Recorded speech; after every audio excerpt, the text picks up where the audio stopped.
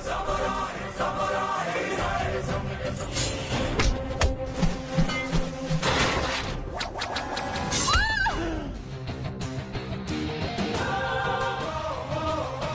sahabat, Assalamualaikum. Apa kabarnya nih? Semoga kalian semua senantiasa sehat dan bahagia selalu ya. SLM kembali hadir dengan film-film spesial yang akan menemani waktu bersantai kalian semua. Kali ini kita akan membahas alur cerita film yang berjudul Gajah Kesari. Film ini bercerita tentang seorang pria bernama Krishna yang merupakan titisan pahlawan suatu kerajaan di masa lalu yang berjuang melawan para penjahat dengan dibantu oleh kawanan gajah. Nah, seru banget kan? Makanya pantengin aja SLMTTV ya. Ingat juga untuk klik like, komen, share, dan juga subscribe. Kalau sudah, ayolah kita langsung aja ke ceritanya.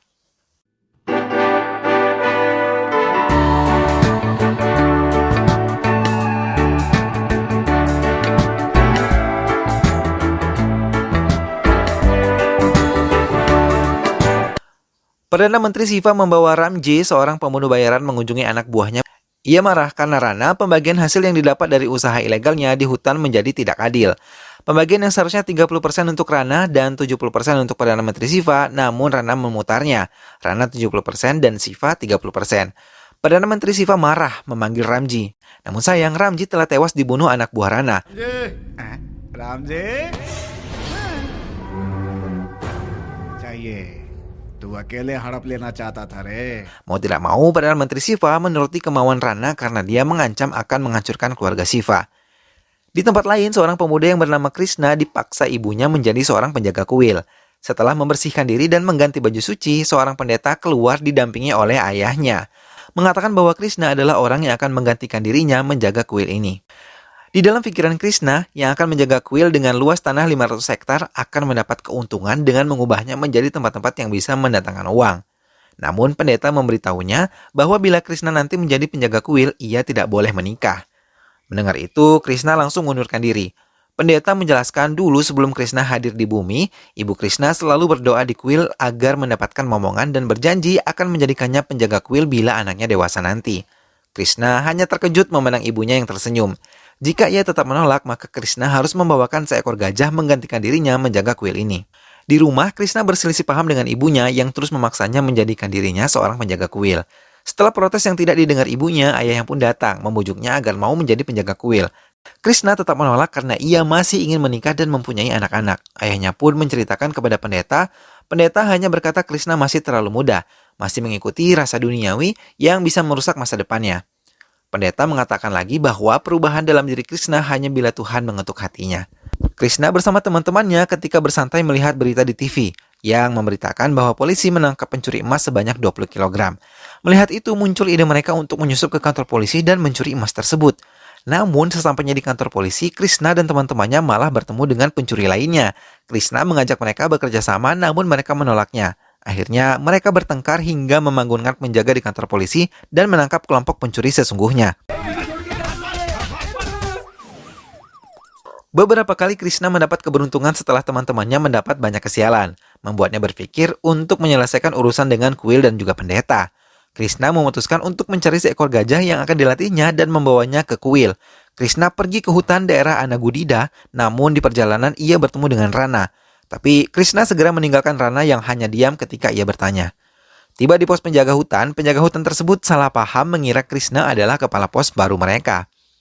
Krishna menjelaskan bahwa ia ke hutan itu untuk mencari seekor gajah, namun tidak seorang pun dari mereka mendengarnya. Setelah urusannya runyam, dia menjelaskan namun penjaga-penjaga pos tersebut tetap bersikeras Krishna adalah kepala pos baru. Krishna lalu pergi meninggalkan pos tersebut.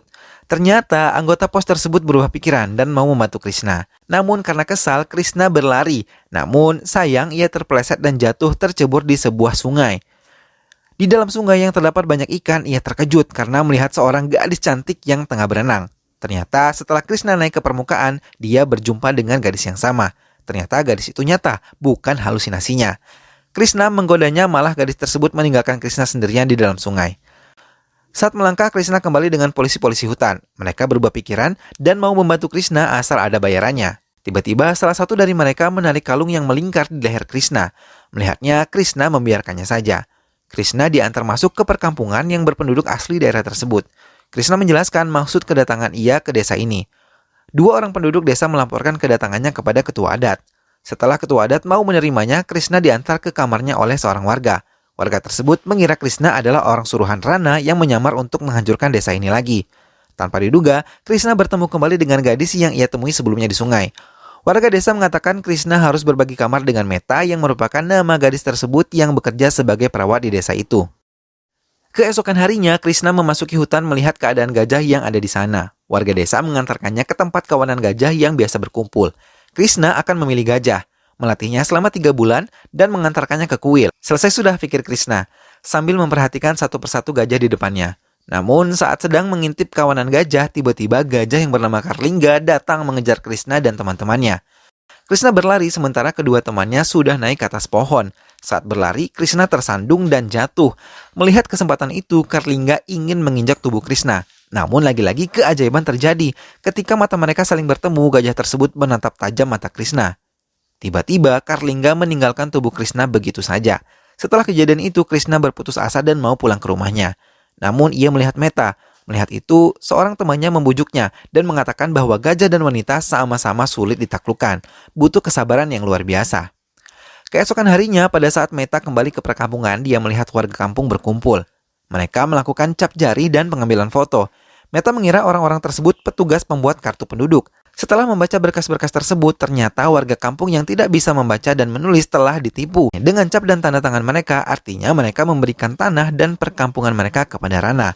Orang-orang yang mengambil foto warga kampung adalah anak buah Rana. Mendengar ucapan Meta, warga kampung menangis dan mengatakan akan pindah kemana setelah berkali-kali tanah mereka diambil paksa oleh Rana. Melihat kelancangan Meta, seorang anak buah Rana menampar Meta hingga tersungkur. Saat tubuh Meta mau menyentuh batu, Krishna sudah berada tepat di belakangnya, menarik tangan Meta hingga Meta pun selamat. Krishna kemudian melawan semua anak buah Rana. Berkas-berkas mereka hancur berserak tertiup angin.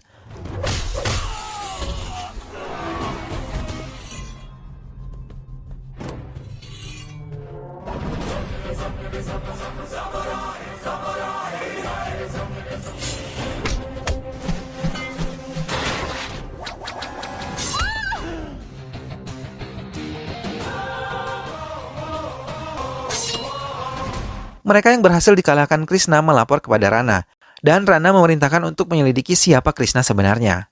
Malam harinya, semua warga kampung berkumpul. Dicekam rasa takut saat Krishna berani melawan komplotan Rana. Anak buah Rana pasti akan datang kembali menghancurkan desa. Rana adalah penjahat berhati dingin dan juga kejam, yang menangkap dan membunuh binatang-binatang langka yang ada di hutan lalu menjualnya. Ia bahkan mengorbankan orang-orang yang tidak bersalah untuk menutupi kejahatannya.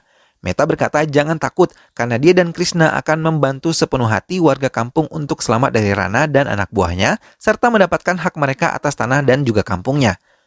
Meta juga mengucapkan terima kasih kepada Krishna yang selalu menolongnya. Keesokan harinya, Meta berjanji kepada Krishna akan menunjukkan keajaiban-keajaiban yang ada di hutan. Mendengar suara-suara indah burung dan binatang-binatang lainnya yang membuat hati tentram serta mempelajari kehidupan hewan dan populasinya. Krishna juga menceritakan bagaimana ia sampai ke desa ini. Meta pun menceritakan latar belakang keluarganya. Ayahnya yang ternyata adalah Perdana Menteri Shiva akhirnya bercerai dari ibu Meta. Atas keputusan pengadilan, Meta tinggal bersama dengan ibunya. Baginya, ibu dan ayah seperti orang asing yang hanya memberinya uang tanpa memberi kasih sayang untuk seorang anak. Maka Meta memutuskan untuk keluar dari rumah menjadi seekor burung yang bebas terbang kemanapun. Tinggal di hutan bersama dengan penduduk asli, berbaur dengan adat istiadat yang kental, serta kebaikan tulus mereka membuat Meta merasa menemukan inilah keluarga sesungguhnya. Saat akan kembali ke perkampungan bersama Meta, Krishna diserang kembali oleh kelompok Rana. Awalnya, Krishna kewalahan menghadapi mereka.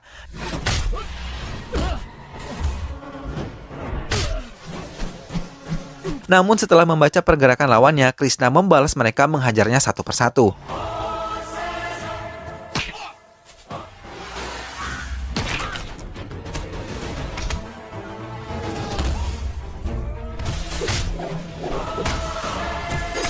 Namun saat lengah, Krishna dihajar di bagian samping mengenai kepalanya mengakibatkan Krishna pingsan. Kesempatan ini digunakan oleh Salva, orang kepercayaan Rana, untuk menusuk Krishna. Tiba-tiba pasukan gajah datang membubarkan kelompok Rana. Meta merawat luka yang diderita Krishna dengan baik. Warga kampung merasa aneh. Karlingga merupakan gajah liar dan kuat, yang biasanya selalu menyerang orang asing, bahkan warga kampung pun terkadang diserang olehnya. Kini Karlingga membantu Krishna bahkan membawa sekelompok gajah. Krishna pun berpikir demikian dan merasa heran. Setelah merasa pulih, Krishna menemui Karlingga, mencoba untuk menjinakkannya dan berteman dengannya. Tak butuh waktu lama, Karlingga mau berdamai dengannya dan menjadi teman akrab Krishna. Pada hari ulang tahun Meta, Krishna membuat kejutan kecil dengan membuat kue ulang tahun dari buah-buahan. Meta merasa terharu dan bahagia karena belum pernah mendapat perhatian begitu dalam. Krishna tidak lupa mengajak Karlingga dan memberitahu Meta bahwa dia sudah berteman baik dengan Karlingga. Krishna juga mengabari ayahnya bahwa dia berhasil mendapatkan seekor gajah gratis tanpa membayarnya. Rana benar-benar marah mendengar tentang Krishna yang mampu menaklukkan Karlingga. Keesokan harinya, tiba-tiba Karlingga mengamuk dan menyerang penduduk desa.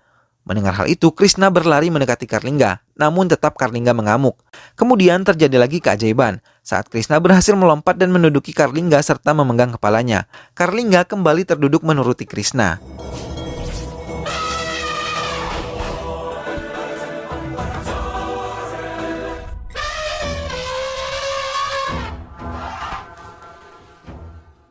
Warga kampung merasa heran dan terkagum-kagum terhadap Krishna. Semua warga membicarakan Krishna atas kejadian itu, membuat kepala adat keluar dari tempat tinggalnya. Ketua adat sekaligus pendeta mengatakan bahwa Krishna adalah keturunan Baivarli yang menjaga tempat itu dengan pasukan gajahnya. 300 tahun yang lalu, Bahadur adalah raja yang haus kekuasaan, menyerang dan menghancurkan semua kerajaan dan merasa dirinya matahari yang memiliki kekuasaan penuh. Saat ingin menyerang kerajaan Karnatadu di bawah kekuasaan Raja Vasurya, gurunya telah menasihatinya agar tidak menyerang pada minggu-minggu ini, karena bukanlah hari yang baik untuk menyerang kerajaan itu. Namun Bahadur tidak mengindahkan nasihat gurunya. Sementara itu, kerajaan Karnatadu memiliki komandan perang dengan pasukan gajahnya yang mampu memberikan rasa nyaman dan aman di negerinya itu. Raja Bahadur mengirim surat ke kerajaan Karnatadu yang isinya menghina kerajaan dan menantang melakukan duel ksatria. Tantangan pun diterima. Raja mengutus Baivarli dan berhasil mengalahkan utusan Raja Bahadur.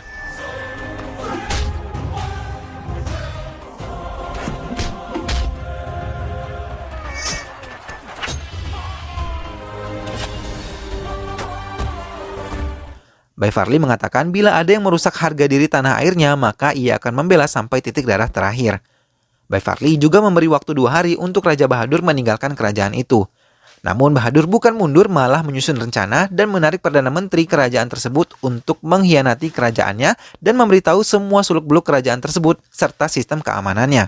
Perdana Menteri yang bernama Archbishop memberi info, lebih baik menyerang esok hari ketika gerhana matahari tiba karena semua penduduk pergi ke kuil untuk berdoa dan hanya beberapa penjaga yang berjaga.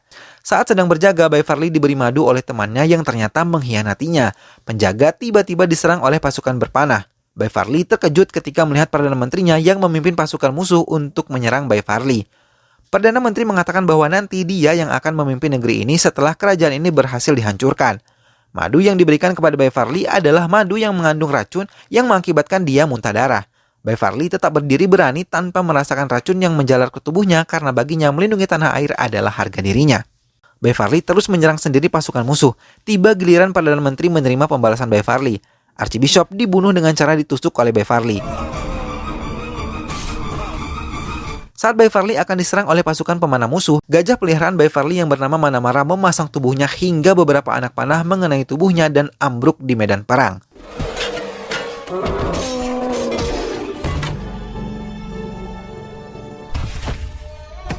Baivarli yang sudah terluka parah masih terus mampu menyerang seorang diri.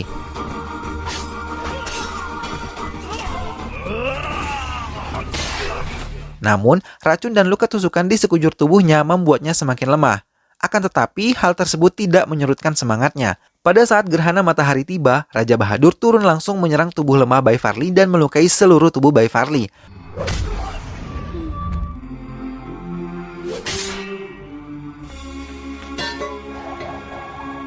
Namun pada suatu kesempatan, Baivarli membalik badannya menusukkan pedang ke perut musuhnya, kemudian menusukkan pisau kecil ke batang lehernya hingga tembus dan mengakibatkan musuhnya tewas terkapar.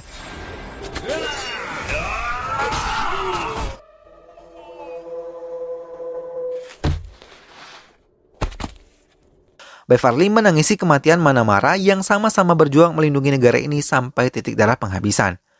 Baivarli pun gugur di medan perang, menjaga tanah airnya hingga akhir. Oleh raja diberi penghargaan dengan nama Gajah Kesari yang artinya adalah seorang komandan angkatan darat yang mampu melindungi negara dengan pasukan gajah. Pendeta pun mengakhiri ceritanya. देने वाले गढ़ समूह के नायक बाहुबली को नाम से पुकार कर उस नाम को अमर कर दिया। Ketua adat sekaligus pendeta berharap dapat terus melindungi kampung ini yang merupakan keturunan Gajah Kesari. Pendeta memohon kepada Krishna agar mau mengembalikan Gajah Kesari seperti dulu, karena Krishna adalah titisan Bayi Varli. Krishna merasa aneh bercerita kepada Karlingga. Ia berpikir ini adalah hal konyol sama sepertinya yang diminta menjadi penjaga kuil. Meta yang datang dan mendengarkan Krishna menjelaskan jangan menyepelekan adat istiadat di sini. Mendengar hal tersebut, Krishna kembali teringat kejadian-kejadian di sini yang membuat dia mau membantu warga perkampungan itu. Meta mendatangi kantor pemerintahan dan meminta agar membantu warga kampung yang tinggal di atas bukit untuk membebaskan tanah mereka yang diambil Rana. Namun, kepala pemerintah menolak. Krishna yang berada di sana mengatakan bahwa kepala kantor pemerintah kabupaten bisa duduk di tempat enak seperti sekarang ini adalah 75% suara rakyat. Maka rakyat harus benar-benar dibantu. Jika tidak bisa mengatasi, ganti semua petugas yang bertugas. Suku-suku di kampung pedalaman juga memiliki hak untuk tanah mereka. Setelah berbicara seperti itu, Krishna pun keluar dari kantor tersebut. Perdana Menteri Shiva mengabari Rana bahwa kasus yang ditimbulkan oleh Krishna sudah masuk ke jalur hukum. Jika sampai terbongkar, Perdana Menteri dan Rana akan sama-sama masuk penjara. Mendengar hal tersebut, Rana memerintahkan anak buahnya untuk menyerang desa. Namun tidak seperti biasa, penduduk desa menolak apa yang diperintahkan oleh Rana. Kini, mereka bersatu untuk melawan Rana, di bawah pimpinan Krishna yang dibantu oleh Karlingga.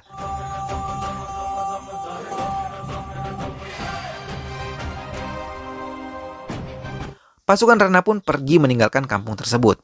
Namun, tanpa diduga, Rana berhasil melukai Karlingga. Krishna berlari dan menangis di hadapan Karlingga. Krishna memeluk Karlingga memintanya untuk bangkit. Karlingga tidak mampu bangun, hanya meneteskan air mata. Kemudian datang Rana yang turun langsung memimpin penyerangan ke Krishna setelah melihat Karlingga tidak berdaya.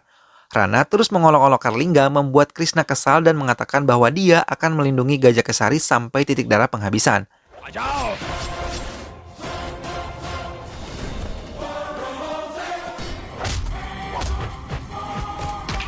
Tanpa diduga, Karlingga bisa kembali bangkit. Rana melihat itu meminta kepada Salva untuk membunuhnya. Salva mengayunkan pedangnya lalu Krishna berlari sekuat tenaga untuk mencegah pisau terkena Karlingga.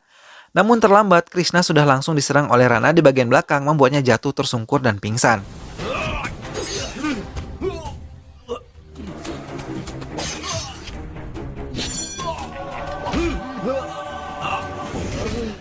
Rana kemudian mendatangi kampung dan melempar tubuh Krishna. Warga desa ketakutan dan sedih melihat Krishna terbaring lemah tak berdaya. Sekali lagi, Salva ingin menusukkan pisau kepada Krishna agar tewas. Namun tanpa diduga, Karlingga menusukkan kedua gadingnya tepat kepada dua orang yang memegangi Krishna.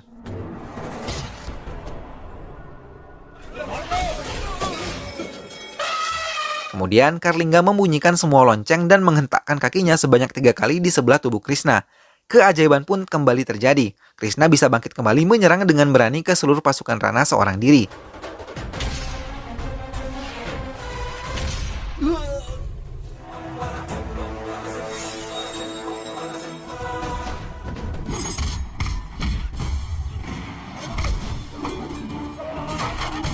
Karlingga terus mendampingi Krishna bertarung, berdiri sigap di samping Krishna. Dengan satu pukulan mematikan mampu menjatuhkan Salva yang terus menyerangnya. Kemudian Karlingga menginjak tubuh Salva hingga tak bernyawa. Sedangkan Rana sendiri tewas tertusuk gading Karlingga.